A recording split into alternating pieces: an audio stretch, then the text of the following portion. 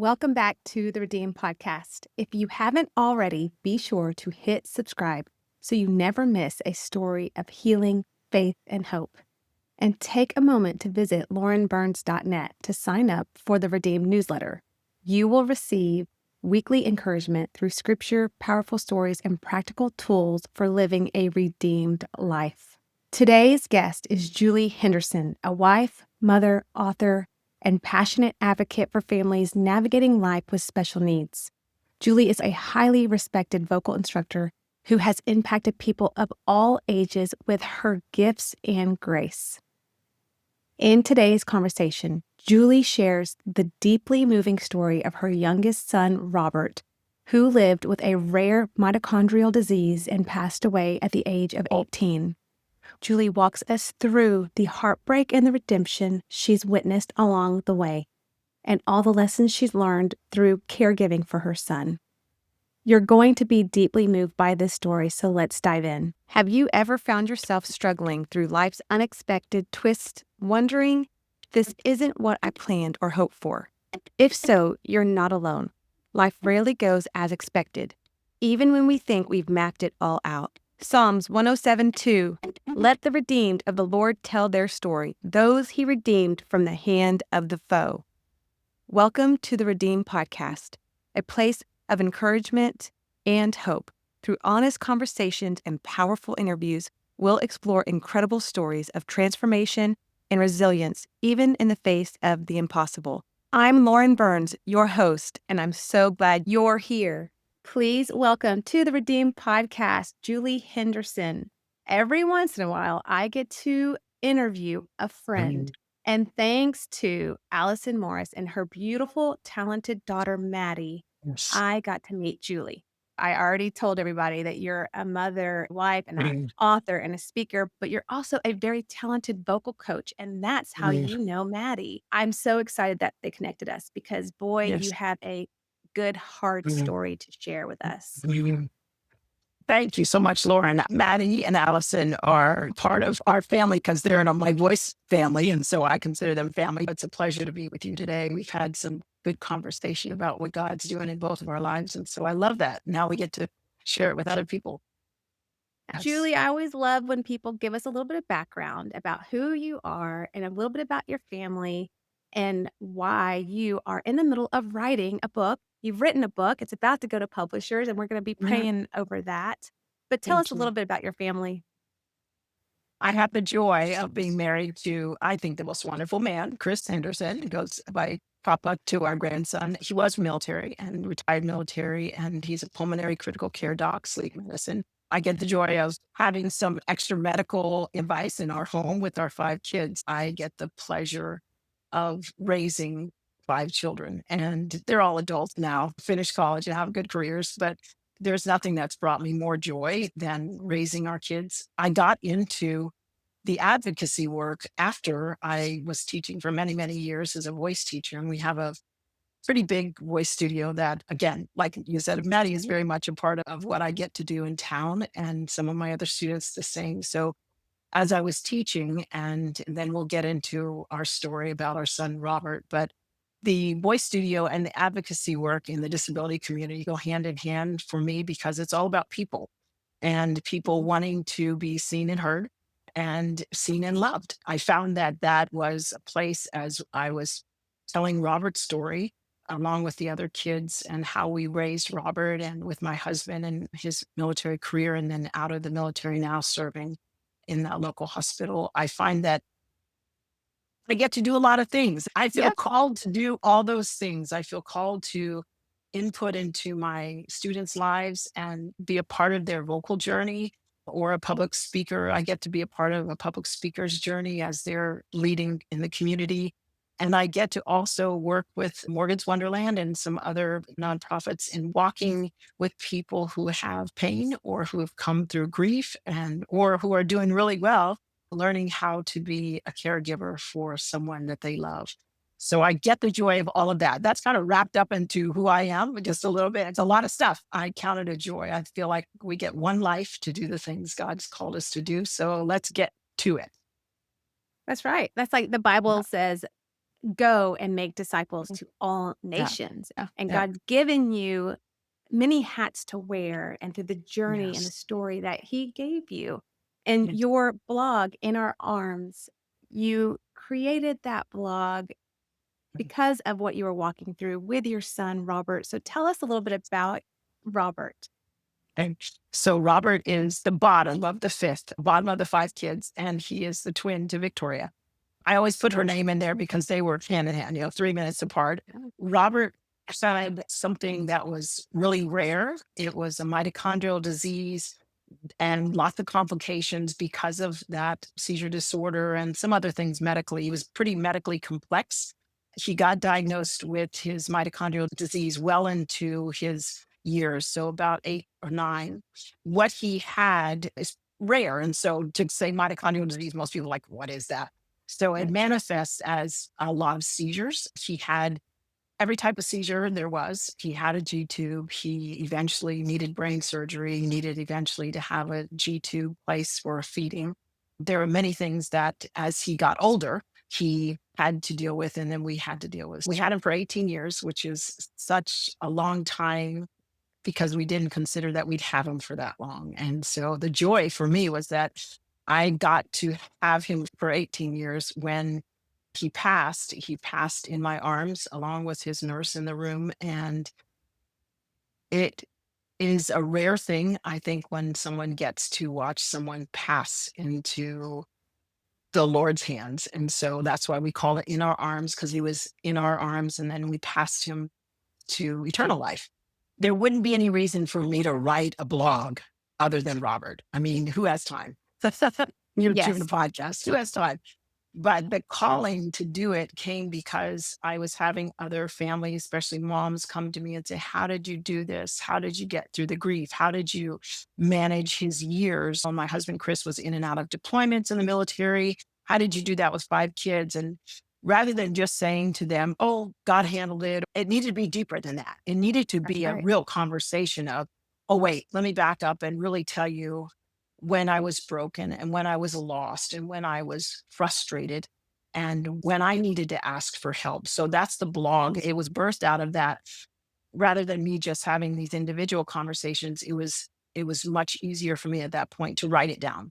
I can't tell you, I thought I would ever write a blog because I'm a voice teacher and I've done that for almost 30 years and I love that. And what I found was that there were a lot of things that were common in the caregiving world that we weren't talking about.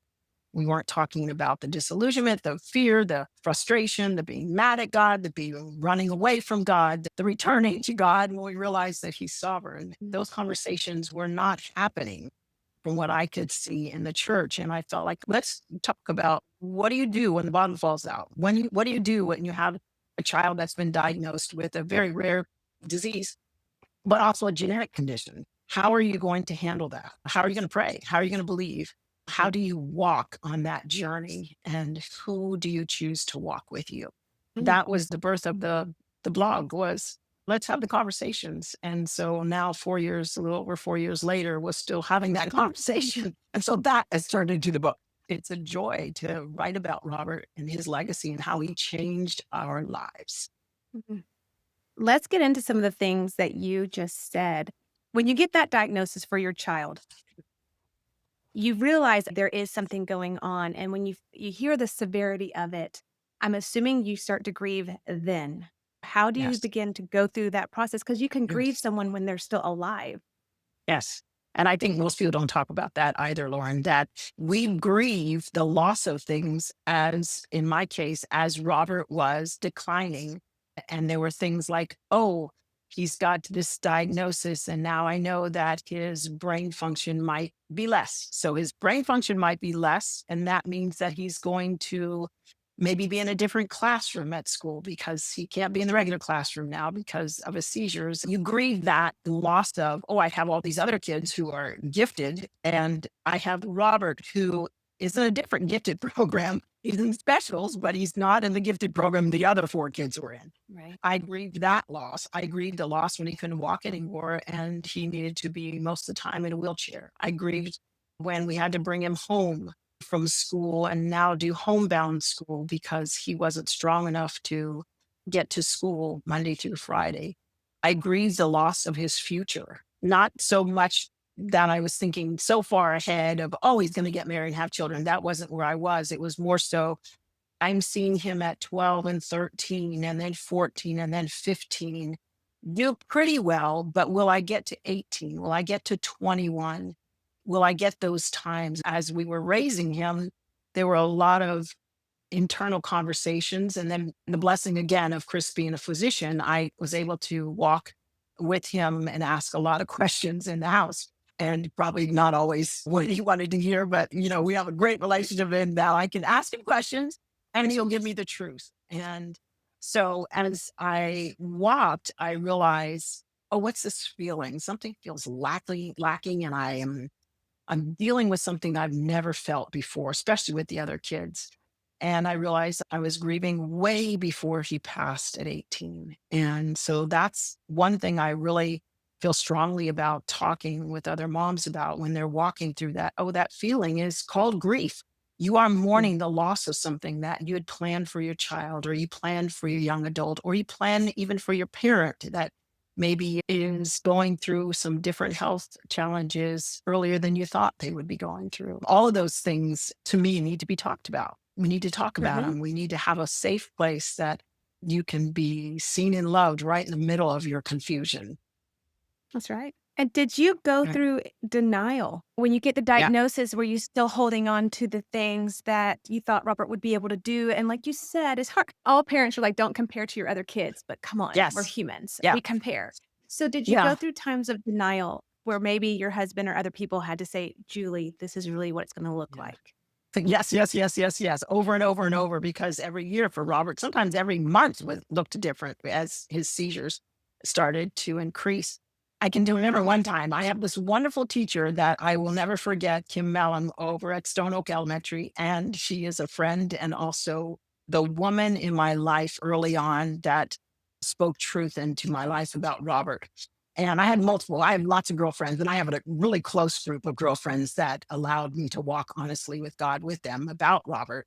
But this teacher, Kim Mellon, I love her to death because she had the guts to say to me when Robert was diagnosed with, back then it was called MR, mental retardation. We don't use that word anymore. But when he got that diagnosis, I walked back to the school with Robert to take him back to class. And I was just crying really hard in the hallway with her. And she said to me in the midst of my, oh my gosh, this is going to be horrible. He won't be able to ever be in inclusion. I want to fight with the other parents to have him in inclusion in every, the big kids classes. And now he's going to have to be in this more contained class. How is this ever going to work? And I'm just devastated. And she looked at me and said, this is the best thing that could ever happen to Robert, this diagnosis. And I said, why? How could you say that? And she said, because Robert needs additional services. And in order for him to grow and have these additional services, he will need to have this diagnosis, because Julie,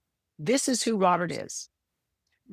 It shocked me because I was in denial, Lauren. I was like, no, we're going to fight like every other parent. We're going to fight. We're going to move it. It's going to. Yeah. And that honestly was prior to him getting the mitochondrial disease genetic condition diagnosis. So I was still holding on to, he's going to grow out of these seizures. Chris was holding on to it too. We are fighting as a family that absolutely not. We're not having this. This has never happened before in our family. What do you mean he's going to grow out of it? Yeah, no. Yeah, you're going to learn to walk with God in a different way, because even though I think being in denial is a safe place until you realize that's not the reality, I think it's okay to be in denial for a little while, because you're trying to function and you just need to get through some of the days that are very difficult and hold on to hope. You've got to hold on to hope, not only in people around you, but you're holding on to every single hope you have in the Lord, and that He is good enough, that He's trustworthy enough, that He's faithful enough. All those things that we battle when we're going through deep pain.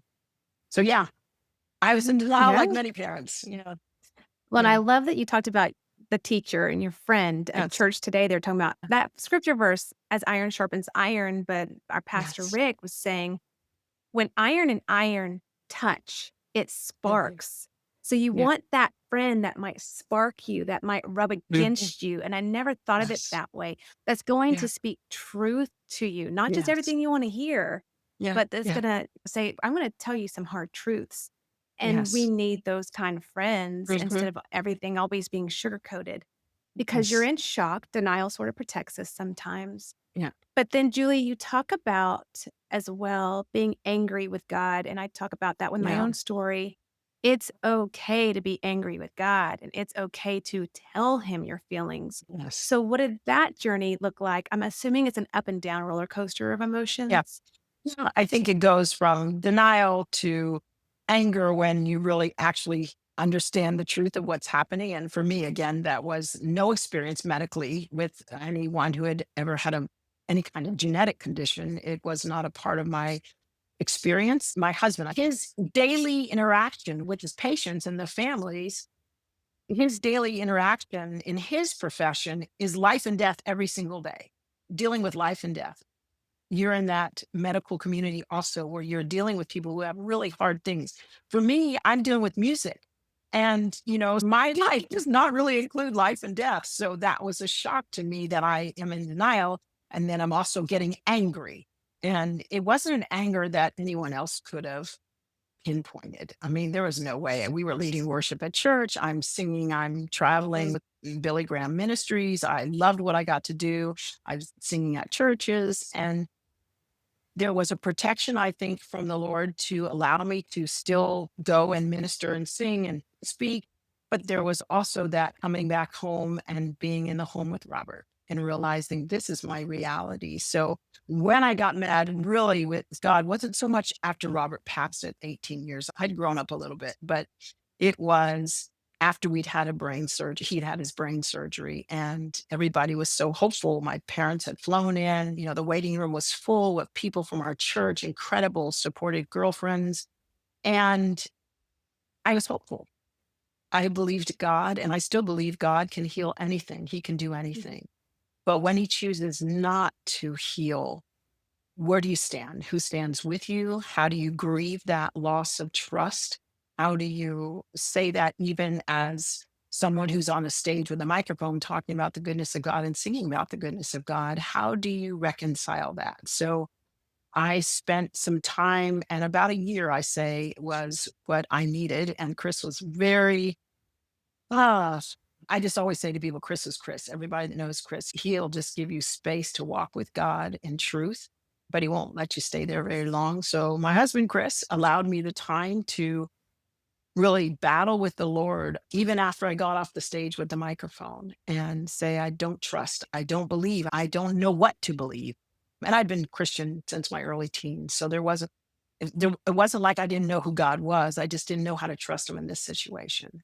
So when Robert had his brain surgery, I was very, very hopeful, just knowing that this will do it. It's going to keep all the major seizures away. And then they started coming back. So they came back with the force.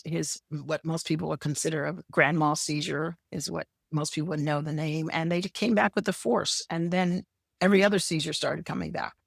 It was devastating to me because I felt like I made a deal with God that, okay, I'm going to allow you go ahead and take my son into brain surgery, which is scary enough. And then Mhm. I'm going to trust you that we have a deal that we're going to do the brain surgery and then you're going to take all these seizures away. That's our deal was. And it was just my deal. It was Mm. my understanding of how God was going to show up in our family and show up in Robert's life. And that's when I had to take the time away. I say I'm angry, and if you will understand this, there's an anger that's not on the surface. You know what I mean? It's an Yeah. anger that's mixed with a loss. I'm angry and I'm throwing stuff across the room, or I'm not Right. beating anybody up, I'm not drinking. And it's none of that. It's this No. deep well of Yeah. who is this God? This is not the God that I thought I was walking with. And then God showed me, Lauren, a whole nother level of my walk with him that I could trust him. I can trust him to make me strong enough to be the mom I needed to be for Robert. not just for the other kids, not just for my husband who was going to be deploying and doing all stuff, that I was enough to handle who he had made me to be to take care of Robert. Does that make sense? It does make sense. Yeah, Yeah. it's like he handpicked you to walk this Yes. out and lead worship. I mean, Julie, I'm Mm, listening to you and I'm thinking, mm, you are mm, you're leading worship. You're singing mm. songs to God and then you're going home going, I'm angry. And this is what Yeah. I'm dealing with. And it makes Yeah. me think of so many amazing speakers and authors I look up to, like Christine Mm. Kane and Yes. Lisa Turkers. Yeah. We put these people on pedestals, but Yep. then when you dig deep, they've all gone through hard things. Yep. No one's perfect. And so that's what Well, you were walking through, Julie. mm, And God's yeah. like, I yeah, tell me all these things. Tell me how I've hurt you, but I'm gonna walk you through Yeah. this.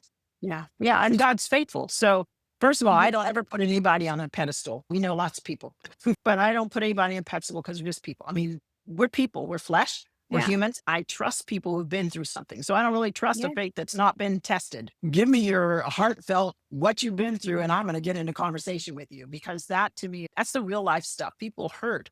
And the Beatitudes in Matthew, blessed are those who mourn because they will be comforted. I want to be that person. I want to be that girlfriend. I want to be that mom. I want to be that voice teacher that you're going through something. Let's talk about the comfort of God because you're going to hurt. You're going to be in denial, but God shows up. And so what does that look like? It took me a year to then go, oh, wait, this is who you are. You allow pain for a purpose. You and I both share that heartfelt where you got pain Right. for a purpose. And then it's for the next person to be the comforter. Praise be to God who gives us the opportunity to minister to people who are hurting. And in my situation, for caregivers who, sometimes are very much in the background, who do not have the platform to talk about their hurt or their loneliness or their just exhaustion. Sometimes the attention is always on the person with the disability or the person who's being Yes. cared for. And my heart is for the caregivers. I'm a recovering caregiver, but I know that walk and I know it's difficult. So I want to be there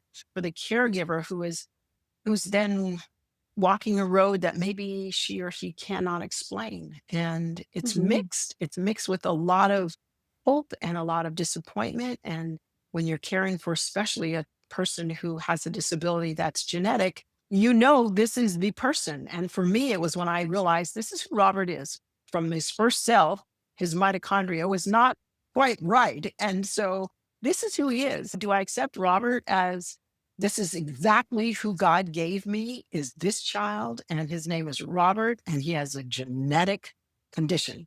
Yeah, I Mm. got there, but took me about a year. And then when I realized that, I said, oh, what a joy, the things that Robert has taught me. And then what is Robert's legacy after he's gone after 18 years? It's to help the next person. It is our heart and our family. My friend Allison got me hooked on Imogene Skincare's Glow Vitamin C Skin Serum, and now I can't imagine my morning routine without it. It's lightweight, smells amazing, and makes my skin look fresh and bright all day. I've noticed such a difference in my skin's texture and glow since I started using it. If you've been wanting to treat your skin to something nourishing and effective, this is the one I would recommend. Use the discount code Lauren10 to get a discount anytime you order from this amazing company. I will put it in the show notes so you can easily find it. No, don't be sorry. It's good. Yeah.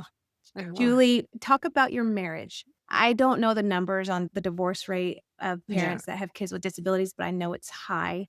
And as we were Yeah. talking in the green room before I hit the record button, parents are Yeah. like sleeping in the waiting room because that's the only chance you Yeah. get is to sleep when you Yeah. go, because you're going to all these appointments. Julie, you know better than Yes. I. We've been married almost 45 years. So we're at 44 and a half years. We laugh and say we were 12 when we got married. We had the joy of growing up together. We were in college.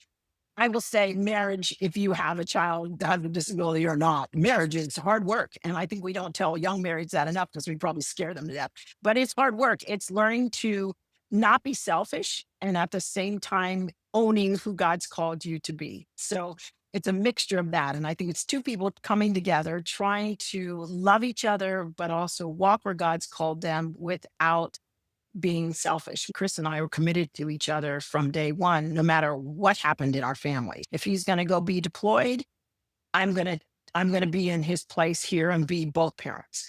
And with a lot of help from church life group, our small group of friends in choir and worship. It also meant that when it came time for me to go fly to sing with the Billy Graham Evangelist Association, that Chris would be the one who would help me with the kids. There was a give and take there. There were a lot of nights when you're talking about not sleeping. There are a lot of nights we would take turns. There were many years we took turns. There were many years our kids took turns, and I would have them watch Robert once a week in the night so that I could sleep. There weren't always solutions for caregivers outside of our family. I hired our niece one time to be a part when she visited. I need you to watch him so I can sleep 2 hours tonight. So there were times where we had to adjust our schedule according to what he needed. Sometimes, some years he was fed with his G tube with a bag at night, and we had to be careful that didn't kink the line. There are other times he didn't have that at night, that he could sleep just fine at night. His major time of seizures, or his big seizures, were at night. So we'd have baby monitor on, but it caused our marriage to grow up fast, if I can say that. Chris was 21 when we got married. I was 19. We had our first child when we were married 5 years, and we just decided we were going to do life together, and we were going to do it well. And we are opposites. Our counselor told us, "You probably shouldn't marry. You're so opposite." And, another adult told us the same thing. And we're like, no, this is God. We're going to get married. Sometimes being opposite is the best union because you see things differently, but you can walk together as two. There were times it was very difficult. We'll stay together and we will raise our kids together the best way we know how. We didn't do it perfectly. There were times the kid did not obey us and they did things that they were not supposed to do because they just needed some attention. Being the sibling of a child with a disability, especially a medically complex child, it was a lot for them. And allowing them to also have hope and be in a denial situation and also being mad at God, that's what we had to also allow them to do. That's a whole nother book, the siblings. It is something we also don't talk about for the siblings. The kids knew that Robert was the center for what our family, we say we put him in his own axis, we put him on his own axis, and everything else revolved around him because that was the reality to keep him alive. I try to tell other families, if you have siblings of the special needs child in your family, when they get to be adults, they are the most giving and the most compassionate people because they've seen it all. They know how to treat people. They know how to treat someone who has a disability, how to be compassionate to people who don't look like them, who don't act like them, who don't talk like them. They make incredible adults. And I'm not just bragging on my kids. I know this happens in multiple families that I've met. So did we do everything right? No. Were there hard times? Yes. Were we apart a lot? Yes.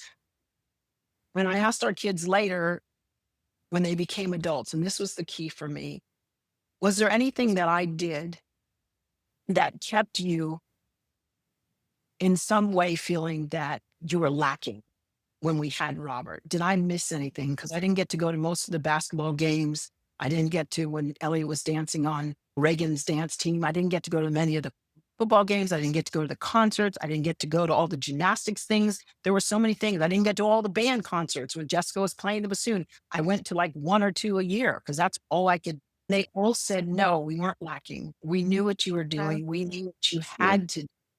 And so all that to me is mixed into this whole marriage story because there's no way we could have done any of that without, of course, the grace of God allowing us to do it, but also our kids coming alongside. And now as adults and watching them in their careers, it's fabulous. It's like, oh, look what God did. We could have fallen apart. Julie, that was one of my questions. The mom guilt. I mean, there is only so much you can do. And so you have 4 other children and how did all of that work? And you shared so wonderfully. It's like, I couldn't be at all the things. Yeah. You are human. And for the other kids to come around, and I'm sure there were moments where there was jealousy. I'm sure there was frustration.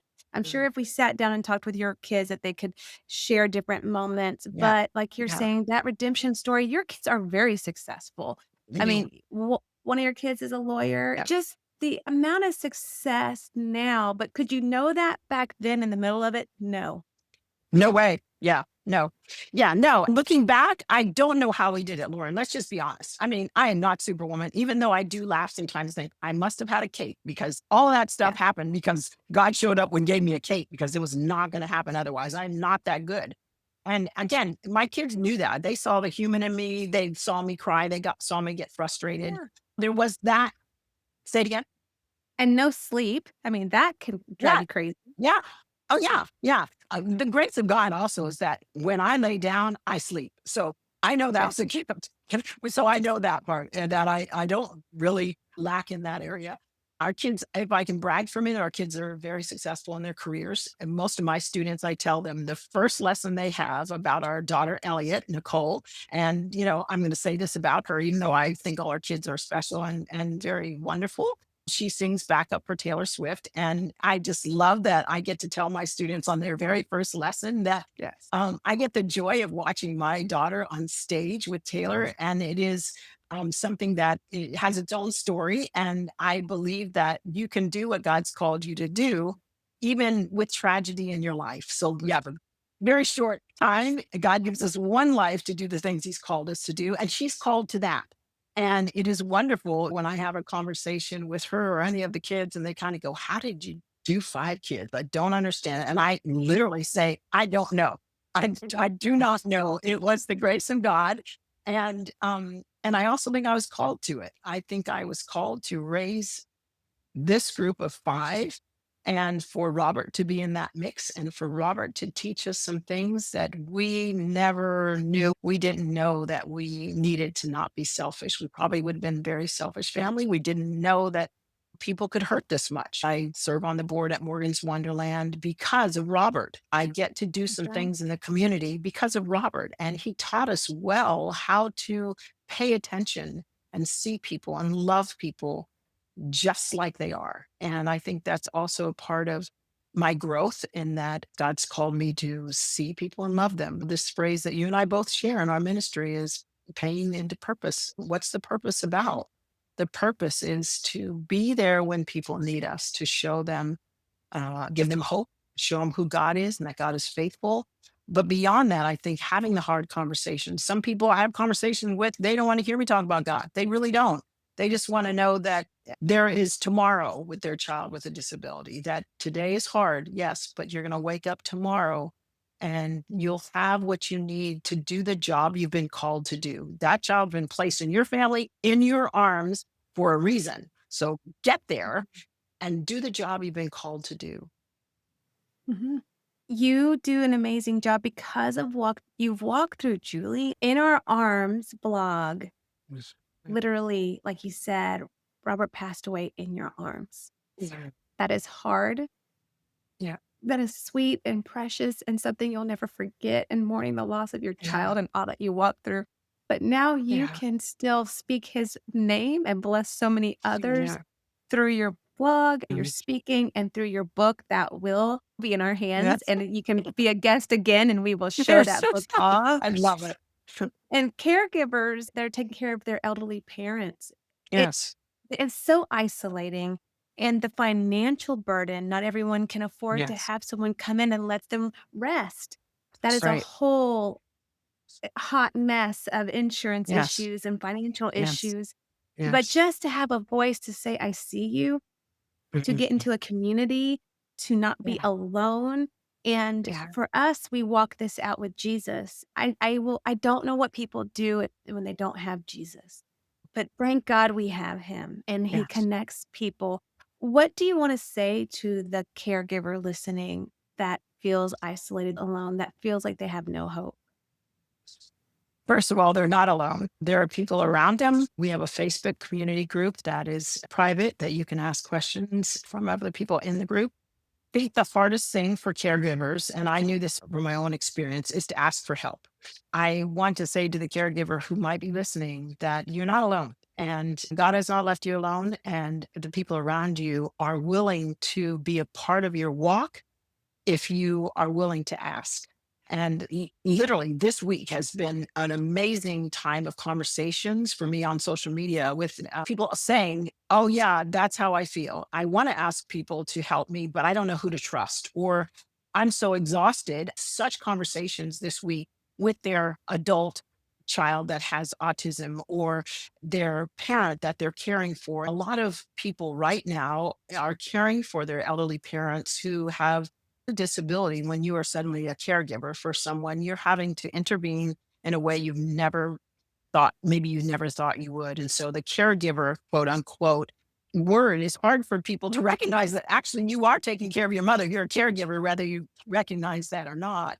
So I want to say to them that I believe they've been called to take care of someone that you love for your own growth, that you will be a changed person as a caregiver. You will love someone deeply, whether it's a child or a young adult or an elderly parent. You're going to learn some things that you would have never learned any other way. You will see people as God sees them. You'll see past the physical and see the person. Your person that you're caring for may be nonverbal, but you're going to see actions that show a different side of them that you're going to learn to love in a different way. My brother and my sister cared for my father as he was passing last year. And that caregiving situation was totally different in that he was 93. So, but the caregiving is the same for your loved one, whether they're 12 or they're 93. It's a part of your hands and your love that God has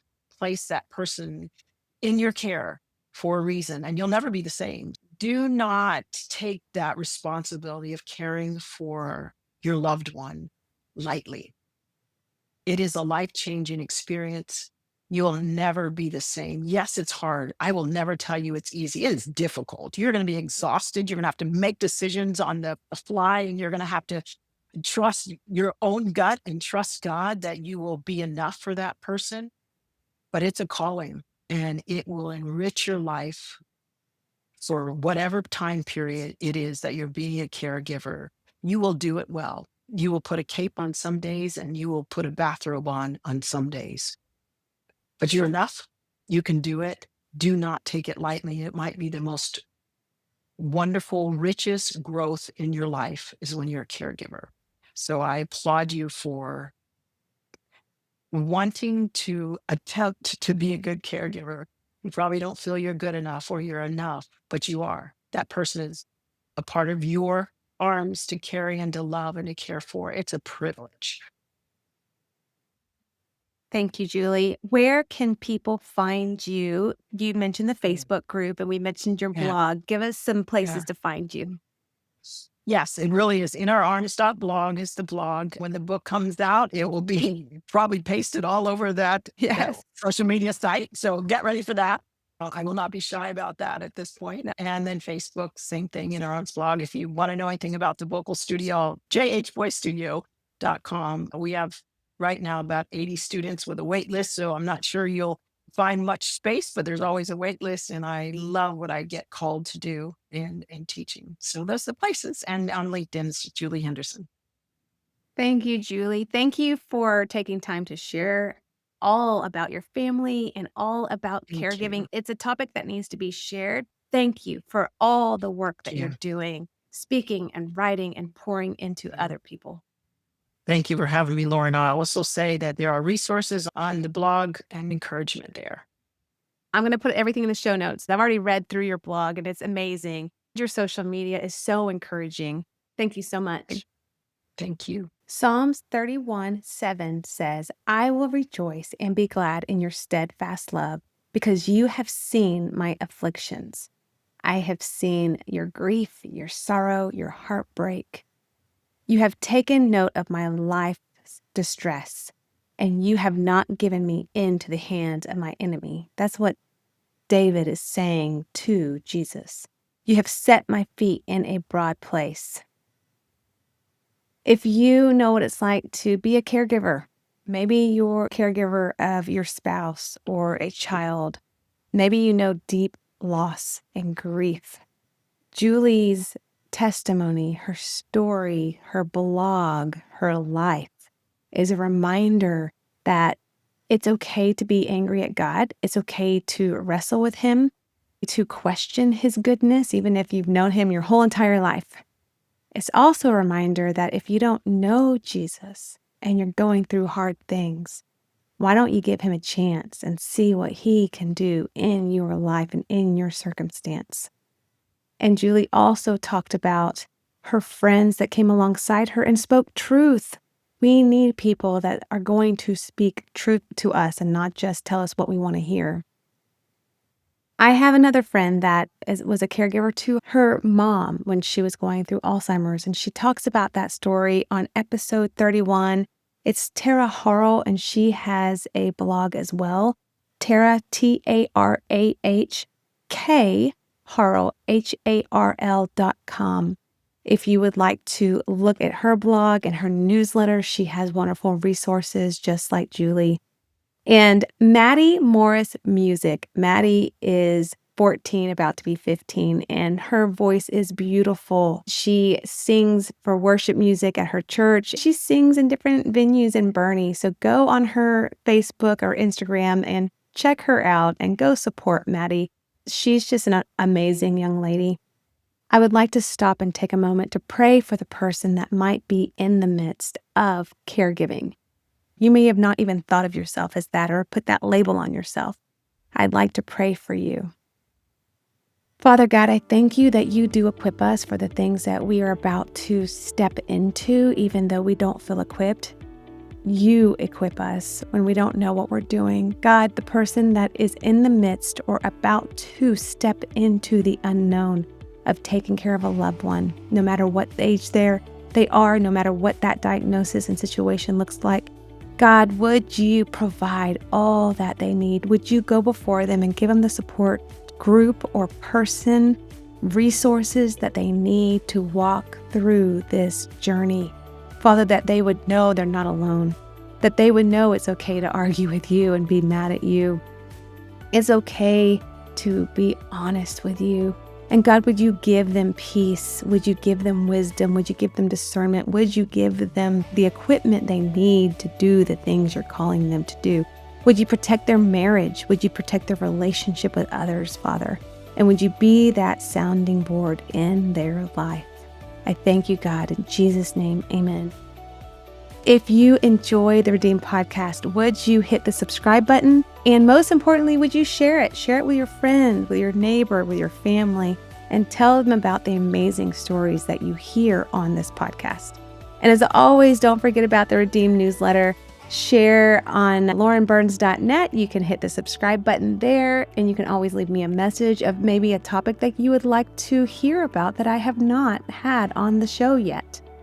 As always, I hope you know that God sees you, no matter what you're walking through. He loves you, and He calls you redeemed. Until next time, I hope you have a fantastic day.